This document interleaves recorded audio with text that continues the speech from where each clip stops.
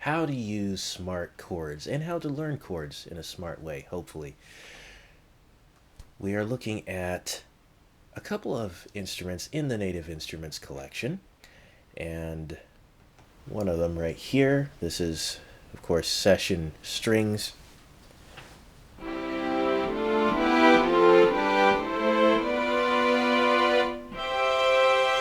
Ignore my fingering on that. You should actually do it like this. If you're playing a scale, that is.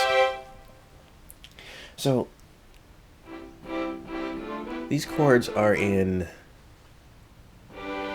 numbered. So, as you go through the scale, of course, the 1, because we're in the key of C major, 1 is a C, and these are the second note in the scale of C is D, E, F, G, A, B, and then it goes right back to C. And it's an octave up, of course. So when they say the first chord, the 1 chord, that's this, the 5 chord, and then the 6 chord, that's a nice progression right there.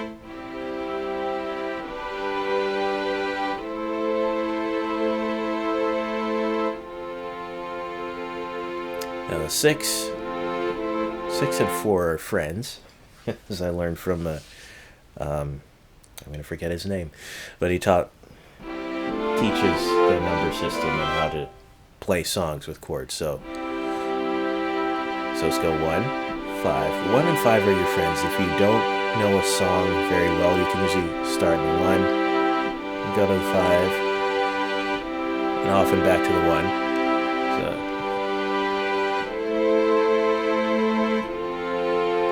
So it's 1, 5, 6, 4. With these, I think you can sort of play around and see what sounds good. If you're not so much going, if you're just trying to make a song and you're not really trying to get into the theory of it, experiment, right? We've got all our major sounds here, right? Now we can go over to our minor sounds. And I'm using session strings because I think it has the prettiest smart chord interface in the instruments that I have. So here's our minor sounds.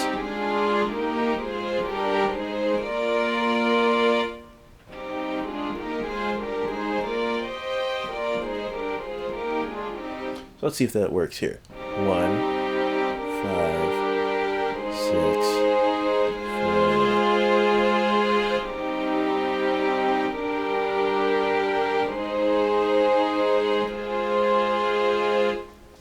Now, there are a number of other chord sets here, and these are a little bit more advanced. Things like Dorian, dominant, melodic minor, and harmonic minor. All right. Dorian, I don't know how to explain as well, so I'm going to defer that to someone with a little more theory under their belt. Dominant, it makes me think of a dominant 7th. We'll see if that's what that is.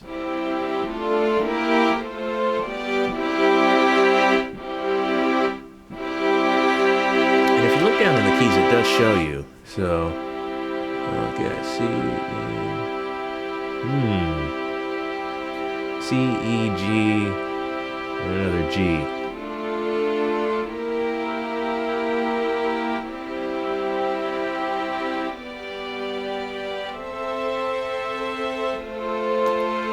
Even without knowing directly, you can listen, see what sounds good. See, that did not sound right.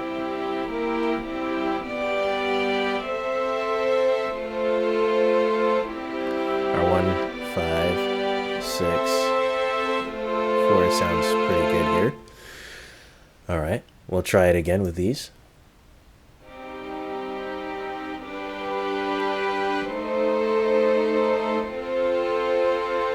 Doesn't quite sound as the same, but definitely the 1 and the 5.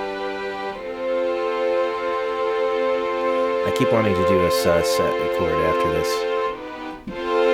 Now we have these modifiers.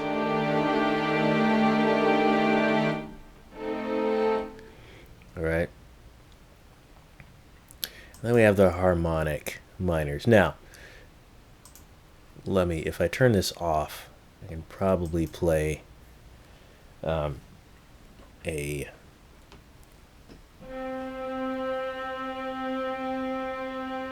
melodic minor scale here. C melodic minor. C harmonic minor would be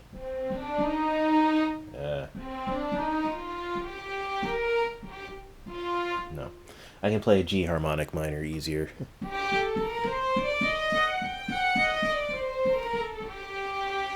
Because I know the shape. See, that's the thing. I've learned chords by shapes a little bit. So you have your major, your minor, and then you can carry majors. I'm a little more familiar with. You can carry that to any key.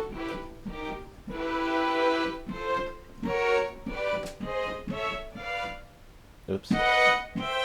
And then you have our minors.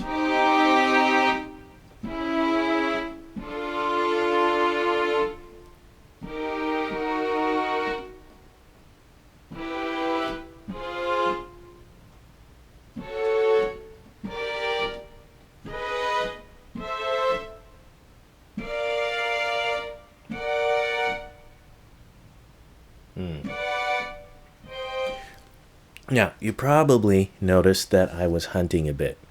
And this gives us a clue into what I wanted to talk about next, and that is our smart way to learn chords.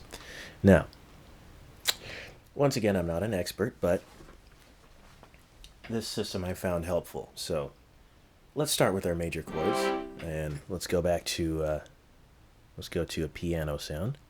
This might be a little easier to follow. All right. Okay, so we're going to start with middle C. And the system-defined major chords is called 4/3. What does that mean? So you have your finger on middle C. That's one. And then you count 1, 2, 3, 4. Right? And that's your second note of your major chord. And then you count 1, 2, 3. And then you play it. Right? Once again, if you want to look at the blue keys on the screen, if those are easier to follow, we're going to do it again. Start on your root chord, which is C. This is C major. 1. Then you're going to count 4. 1, 2, 3, 4. And then count 3. 1, 2, 3. For minor chords, it's the reverse. It's 3, 4. So, once again, starting on C as an example. 1, 2, 3. 1, 2, 3, 4. Alright? So, and this works in any key. So let's say we want to go to F sharp minor. Just to pick a tough one. So here's F sharp. By the way, to the right, sharp, to the left, flat. So this is F. And then we start at F sharp. That's our 1. Did I say F sharp minor? Yes, I did. Okay. 1, 2, 3. 1, 2, 3, 4. That's F sharp minor. Okay. Let's pick another one. Let's say A flat major. This is A. So we're going to go A flat. And our system for majors again. 4, 3. 1, 2, 3, 4. 1, 2, 3. Now, one of the things that I learned as a way to practice these is to do them what we call chromatically, which means every note in between, instead of the scale, which the scale would be, that's a C scale, and we got a D scale. Okay, just to give you an idea, a scale is not every note, it's notes that follow in succession in this particular way. There's more theory in there that goes above my pay grade, but anyway. So, chromatically. So you'll start here, and like I said, I've done these enough that I know the shape, so these are all the major chords. So starting C major, D flat major, D major, E flat major, E major, F major, F sharp major, G major, A flat major, A major, B flat major, B major, and then C major.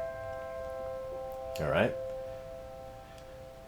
So this for me has been a smart way, and then you can of course do the same thing with minors once you get the this. Okay, so 3 4, 3 4. Okay, and you can go. Nope, that's not right. See, and then now something to note, which I think is interesting, is that while you can say you can know the shape if you learn them by shapes. Minor, for some chords, is going to have one of these black notes in them. Right? For other chords, it does not have any. For other keys, rather, it does not have any black notes in it. For example, A minor, D minor. What's another good one? E minor. And then some are all black notes in their major chord, like this F sharp major. Okay, just a little interesting fact there, maybe throw away. So to repeat the number system once again for major and minor chords, and then we'll throw in a couple more. So we have got major is 4 3. Hold down the root note, since it's a C major, 1 2 3 4, and then 3. Right? Minor 3 4. Holding down the root again, 1, and then count after that. You don't count this, you count the next one, same as we did before. 1 2 3, 1 2 3 4. All right, minor. Now, there are a couple more types of chords. Which can be used in different cases. You may or may not use these as much, depending on what you're going for. And this will be your augmented chords and your diminished chords. Okay, so we got your augmented is 4 4. So holding down this again, we go. That's 1 2 3 4. 1 2 3 4. All right, there's our augmented chord. And then if you can also do these in the same way. So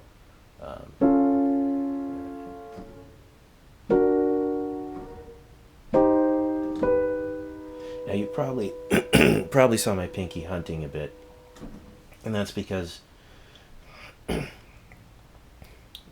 once you have that down, you'll know that augmented would be 1 over from your regular major chord. So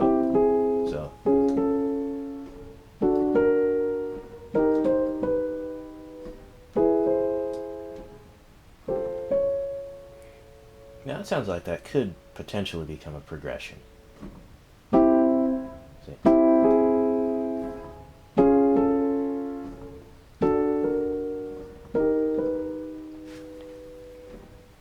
Not a typical progression.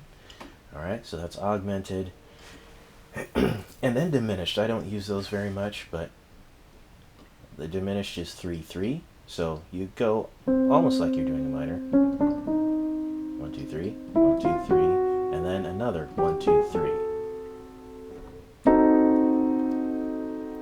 Alright, so that's diminished. And I'll give a teaser for 7th chords. 7th chords are my favorite type of chords because they're just so pretty.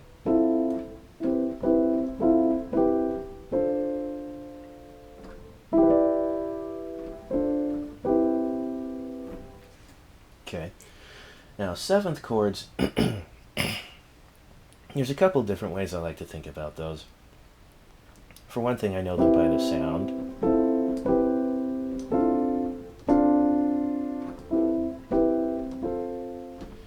one of those may have been a 7 with an add something, adding 1 or 2 notes. So the first way I like to think of 7th chords is in your scale. We'll pick C scale for simplicity's sake. 3, 4, 5, 6, 7, 8. Okay, starting here, 1, 2, 3, 4, 5, 6, 7, 8. I just did that twice. Fun stuff. The full octave of C, this is the 8th note in your scale. So a 7th chord is going to use the 7th note in that scale. Now these are major 7ths. There are different types of 7ths. There's major 7ths and dominant 7ths. To keep it simple, we'll keep it on the major 7th. So our C full chord, we haven't talked about those yet, but here's your major, C major, which are 4, 3, and then your full chord includes the note an octave. Octave, once again, is the 8th note in the scale, and the notes on the piano repeat, so it's a repeat of this one, but just higher. So full chord. And then to find your 7th, just hop down, major 7th, by the way, not major 7th, hop down 1.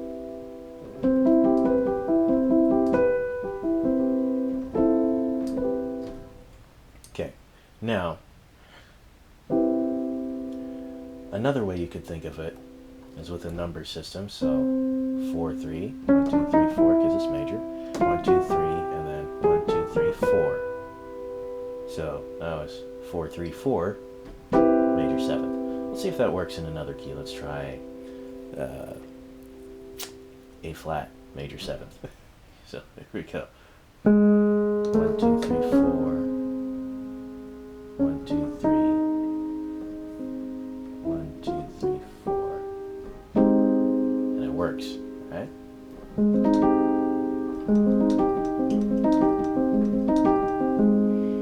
All right. So that's a really cool way to conceptualize it, I think. And you may have also noticed that I did one like this, and you're like, what is that? That's without getting into inversions too much, which is another way that you can use chords. I know I'm throwing a lot out here. This is kind of a fast overview. Let me know if you want me to do any more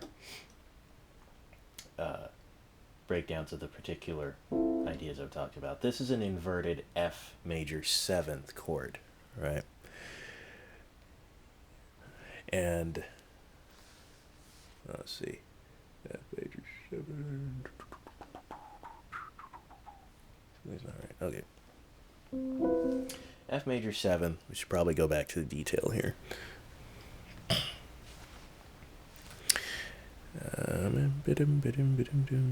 F major 7 is again our. See, do they have? You can see all. Okay. And you can watch the blue keys if you don't see where my hand's going. So 1, 2, 3, 4. 1, 2, 3. 1, 2, 3, 4. Right? Inversions mean that you flip it over. So if we were to flip the notes over, so this E here, we're going to go to, this will be we're going to bring the E down here. And then we say, okay, we want to bring the C down. Right? And that's the one that I used here. So I went C major 7, F major 7.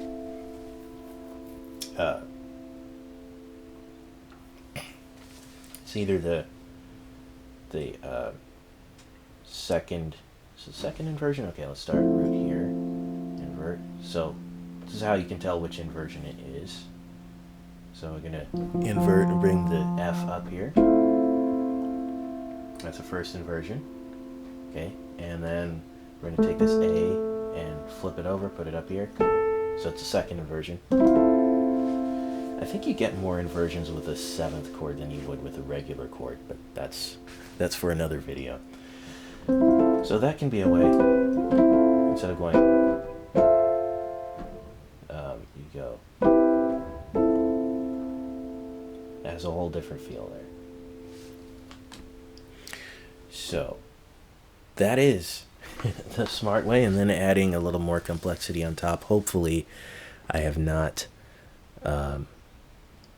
hopefully I've not confused anyone because that was not my intention to be confusing. That's how I like to look at chords. Let me slide over here. Hello. So there you have it. Chords, smart chords, and a smart way to learn chords. And see you in another video.